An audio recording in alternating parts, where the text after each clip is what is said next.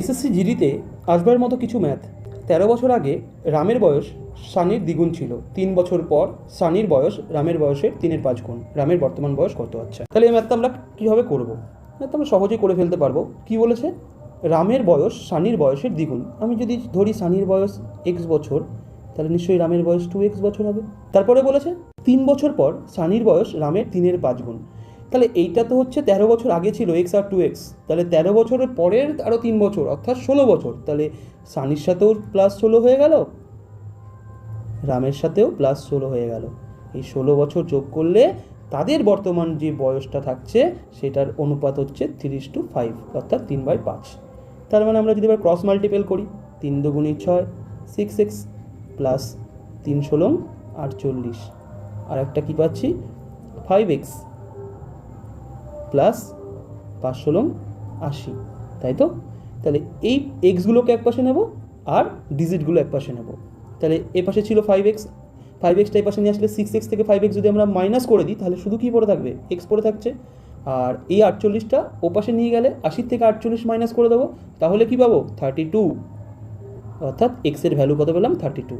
তাহলে আমাকে কি চাওয়া হয়েছে কোশ্চেনে? রামের বর্তমান বয়স। রামের বর্তমান বয়স চাইতে গেলে রামের 13 বছর আগে বয়স কত ছিল? 2x মানে কত? 2 গুণ 32, অর্থাৎ 32 দুগুণই 64। তাহলে বর্তমানে আসতে গেলে কি করতে হবে? তার সাথে 13 যোগ করে দিতে হবে। তাহলে 64 যোগ 13 সমান সমান 77। এটাই অ্যান্সার। আমাদের সেকেন্ড অঙ্কটা কি? দুটি পাইপ এ এবং বি একটি চৌবাচ্চা ভর্তি করে 45 ঘন্টা এবং 36 ঘন্টা যথাক্রমে। যদি দুটি পাইপকে একসঙ্গে খোলা হয় কত সময়ে চৌবাচ্চাটি ভর্তি হবে? এটা আমরা খুব সহজেই অঙ্কটা করে ফেলতে পারবো।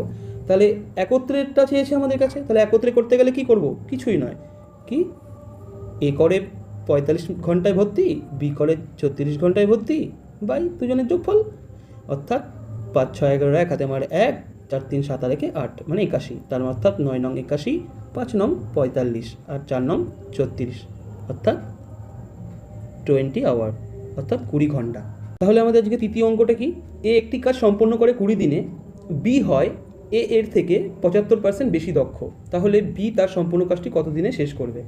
আচ্ছা, 75% মানে কি? 75% হলো মানে হচ্ছে 3/4।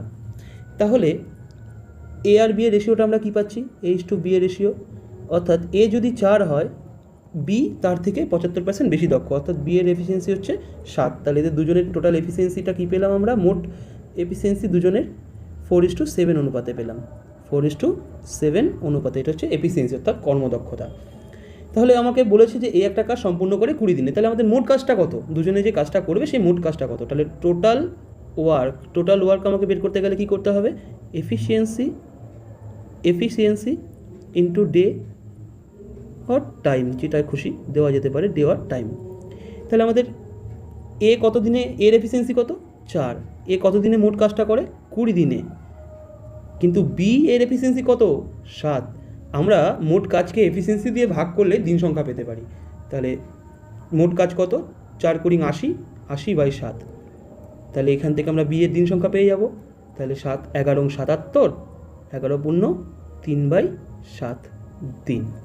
তাহলে আমাদের এই অ্যান্সারটা হবে 11 পূর্ণ 3/7 দিন। আজকে চতুর্থ অঙ্কটি হলো, একজন মুদি প্রতি কেজি 13.5 টাকা দামের 80 কেজি চাল কিনেছে, আর একটা হচ্ছে 16 টাকা দামের চাল 120 কেজি কিনেছে। কিনে দুটো চাল একসাথে মিশ্রণ করে কত দামে বিক্রি করলে মোটের ওপর তার 20% লাভ হবে? আচ্ছা, ভালো কথা। তাহলে 80 কেজি চাল আমি কিনেছি প্রত্যেক কেজি দরে কত? 13.5 টাকা পার কেজি, 13.5 টাকা পার কেজি, অর্থাৎ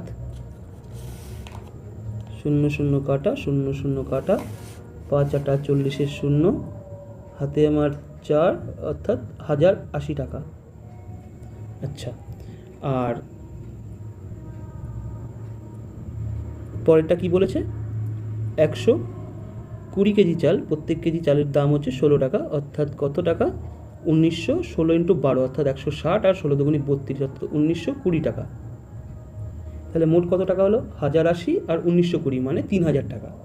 এই 3000 টাকা হচ্ছে মোট আমার চালের হচ্ছে কেনা দাম। 3000 টাকা মোট আমার চালের কেনা দাম। এই 3,000 টাকায় কত কেজি চাল কিনেছি মোট? 80 আর 120 অর্থাৎ 200 কেজি। এবার বলেছে এখান থেকে আমরা প্রতি কেজি দাম পেয়ে যাব। এই প্রতি কেজি কত দামে বিক্রি করলে মোটের ওপর 120% লাভ হবে। তাহলে 120% লাভ বলেছে, মানে 20% লাভ বলতে 120/100 অর্থাৎ 1 2 3 4 1 2 3 4 চারটে শূন্য কাটা, 2 দিয়ে 12 কাটলে 6, তার মানে 3 6 18 টাকা। তাহলে প্রতি কেজি কত দাম হচ্ছে? 18 টাকা, অর্থাৎ অপশান বি। আজকের পঞ্চম অঙ্কটি হলো 1 টাকায় 20টি চকলেট বিক্রি করে এক ব্যক্তির 4% ক্ষতি হলো, তাহলে 20% লাভ করতে হলে তাকে 1 টাকায় কতগুলো বিক্রি করতে হবে? বাহ, খুব সহজ অঙ্ক। তাহলে 20টি চকলেট বিক্রি করলে 4% ক্ষতি হয়েছে, অর্থাৎ কত? 96। ইকুয়ালি বলেছে যে কতগুলো চকলেট 1 টাকায় বিক্রি করলে তার 20% লাভ হবে, অর্থাৎ 120। তাহলে 20কে 120 দিয়ে কাটলে 6, তাহলে 6 16 96, মানে এক্সের ভ্যালু কত? 16। টাকায় কতগুলো বিক্রি করতে হবে? টাকায় 16টা বিক্রি করতে হবে, অর্থাৎ অপশান ডি, অর্থাৎ 4।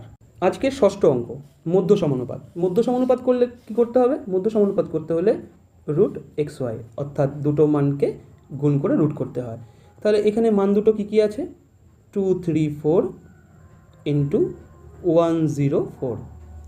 2 3 4 একে যদি আমরা ভাঙিয়ে নিই, কী কী দিয়ে ভাঙাবো? 2 দিয়ে করলে 2 অক্ষে 2, আবার 2 অক্ষে 2, 7 দুগুণে 14, মানে 117। 117কেও তো ভাঙানো যায়। 117কে কত দিয়ে ভাঙানো যাবে? 3 দিয়ে করলে 3 তিরিক্ষে 9, 3 9 27 ইন্টু 3, অর্থাৎ আবার 39কেও তো ভাঙানো যায়। কত? 13 ইন্টু 3। আর 104কে যদি আমরা ভাঙাই কত? 52 গুণ 2, আর 52কে আবার যদি ভাঙাই 13 ইন্টু 4। তাহলে আমরা এখান থেকে কোন কোন পেয়ারিং সংখ্যাগুলো পেলাম এর মধ্যে? দেখো, এখান থেকে একটা 13, এখান থেকে একটা 13, মোট পেলাম হচ্ছে 13। আচ্ছা, তারপরে এর মধ্যে একটা 3 আছে, এর মধ্যে দুটো 3 আছে, অর্থাৎ এখান থেকে একটা পাবো আর একটা 3 পাবো। এর মধ্যে একটা 2 আর একটা করে 2 পাবো, আর এখানটা 4 আছে, তার জন্য আর একটা 2 পাবো। তাহলে 3 দুগুণি 6, 6 দুগুণি 12, 12 গুণ 13, অর্থাৎ কত আমাদের পাচ্ছি? 12 গুণ 13 মানে 156। 156, তাহলে আমাদের মধ্য সমানুপাত হলো 156, অর্থাৎ 4 নম্বর, নান অফ দিস, কোনোটিই নয়। আজকে সপ্তম অঙ্কটি হলো একটা ট্রেন তার অভিমুখে চলতে থাকা দুজন ব্যক্তিকে অতিক্রম করে। এই লোকগুলো যথাক্রমে 3 কিলোমিটার প্রতি ঘন্টা এবং 5 কিলোমিটার প্রতি ঘন্টা গতিবেগে হাঁটে এবং যথাক্রমে 10 এবং 11 সেকেন্ডে ট্রেনটি তাদের অতিক্রম করে। তাহলে ট্রেনের গতিবেগ কত? একদম সহজ একটি অঙ্ক।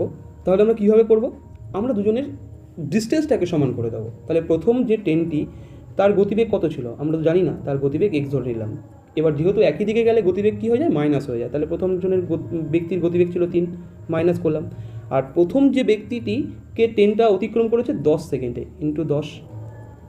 আর দ্বিতীয়টার ক্ষেত্রে সেম একই রকম, ট্রেনের গতিবেগ এক্স, ব্যক্তির গতিবেগ 5, মাইনাস করে দিলাম। আর দ্বিতীয় ব্যক্তিকে ট্রেনটি অতিক্রম করেছে 11 সেকেন্ডে। কিন্তু এটা ঘন্টায় আছে, এটা সেকেন্ড, তাদেরকে ঘন্টা নিতে গেলে কী করতে হবে? 3600 দিয়ে উভয় সাইডে ভাগ করে দিতে হবে। তাহলে এই 3600 দুই সাইডেই কেটে গেল। তাহলে এবার আমরা যদি গুণ করি, তাহলে কী দাঁড় পাবো এখান থেকে?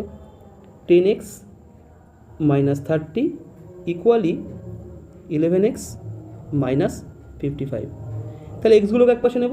10x থেকে 11x যদি মাইনাস করি, তাহলে মাইনাস এক্স, আর 30টা ওপাশে গেলে 55 থেকে তো ওটা প্লাস হয়ে যাবে, অর্থাৎ মাইনাস 25 পাচ্ছে এখান থেকে। মাইনাস মাইনাস কেটে গেল, সুতরাং এক্সের ভ্যালু 25, অর্থাৎ আনসার হচ্ছে 2, 25 কিলোমিটার প্রতি ঘন্টা। আজকের অষ্টম অঙ্কটি কি?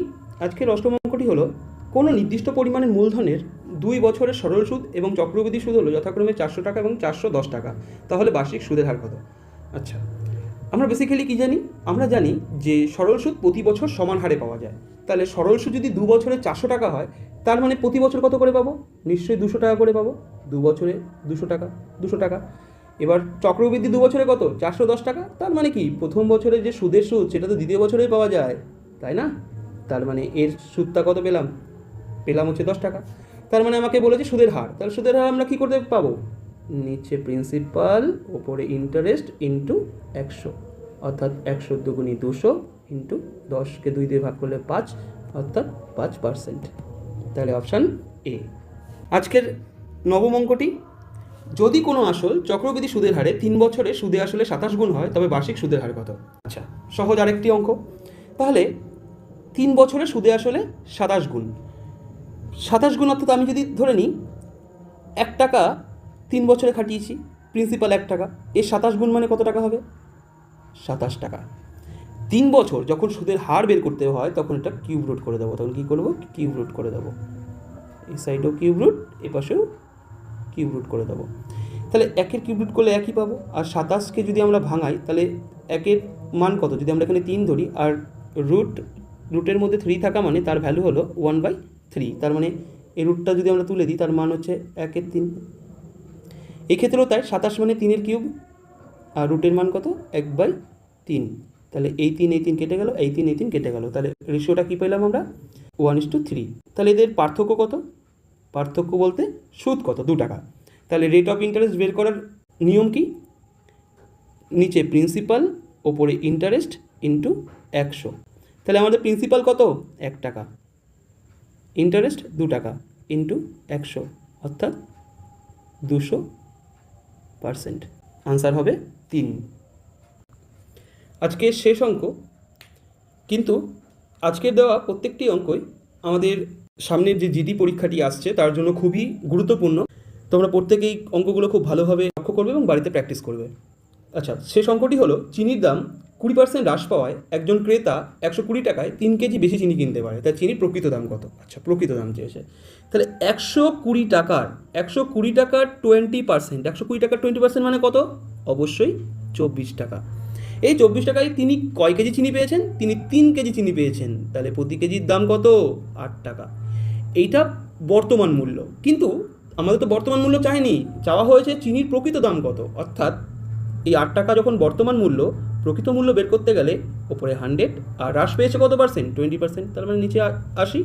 তাহলে 8কে 80 দিয়ে কাটলে 10, অর্থাৎ 10কে 100 দিয়ে কাটলে 10, অর্থাৎ 10%, অর্থাৎ 10 টাকা, সরি পার্সেন্ট নয়, টাকা। তাহলে অপশান 3 হবে আমাদের আনসার।